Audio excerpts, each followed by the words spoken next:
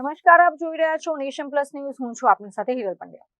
સ્થાનિક સ્વરાજ્યની ચૂંટણીમાં છોટાઉદેપુર કવાંટ તાલુકા પંચાયતમાં આમ આદમી પાર્ટીએ ઐતિહાસિક પ્રદર્શન કરતા બમ્પર વિજય મેળવ્યો છે, જેને લઈને હવે કવાંટ તાલુકા પંચાયતમાં સત્તાના સૂત્રો સાંભળવા માટે આમ આદમી પાર્ટી દ્વારા પ્રમુખ અને ઉપપ્રમુખ પદ માટે સત્તાવાર રીતે દાવેદારી નોંધાવી દેવામાં આવી છે. કવાંટ તાલુકા પંચાયતની કુલ 26 બેઠકોમાંથી 17 બેઠકો પર આમ આદમી પાર્ટીના ઉમેદવારોએ ભવ્ય વિજય મેળવીને વિરોધીઓના સુપડા સાફ કરી નાખ્યા છે. બહુમતીનો આંકડો વટાવી ગયા બાદ હવે પંચાયત પર કબજો કરવા માટે આપ દ્વારા કવાયત તેજ કરાઈ છે.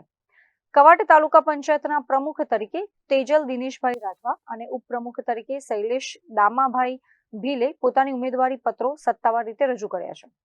કવાંટ તાલુકા વિકાસ અધિકારી અને નિયુક્ત ચૂંટણી અધિકારી આનંદ પરમારની અધ્યક્ષતામાં આ બંને ફોર્મ સ્વીકારવામાં આવ્યા હતા. આ ફોર્મ ભરતી વખતે છોટાઉદેપુર જિલ્લા આપ પ્રમુખ રાધિકા રાઠવા સહિતના સંગઠનના હોદ્દેદારો અને વિજેતા ઉમેદવારો મોટી સંખ્યામાં ઉત્સાહભેર ઉપસ્થિત રહ્યા હતા. આજરોજ કવાંટ તાલુકામાં અમારા પ્રમુખ અને ઉપપ્રમુખના ફોર્મ ભરાયા છે. અમારી બહુમતી છે 26. કવાંટ તાલુકા પંચાયતમાંથી 17 આમ આદમી પાર્ટી અમારી જીતી છે.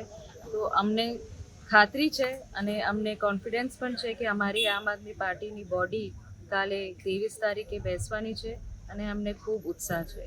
Rehan Patel, nation plus news, Chhota Udepur. સમાચારોના સતત અપડેટ મેળવવા માટે અમારી નેશન પ્લસ ન્યૂઝની યુટ્યુબ ચેનલને સબસ્ક્રાઇબ કરો, બેલ આઇકન દબાવો અને જોડાયેલા રહો ફેસબુક, ઇન્સ્ટાગ્રામ અને ટ્વિટર પર.